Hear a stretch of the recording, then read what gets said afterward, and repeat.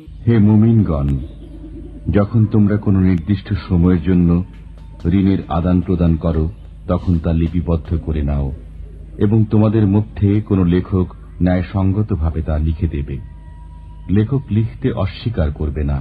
আল্লাহ তাকে যেমন শিক্ষা দিয়েছেন তার উচিত তা লিখে দেওয়া, এবং ঋণ গ্রহীতা যেন লেখার বিষয় বলে দেয় এবং সে যেন স্বীয় পালনকর্তা আল্লাহকে ভয় করে এবং লেখার মধ্যে বিন্দুমাত্রেও ব্যাসকম না করে।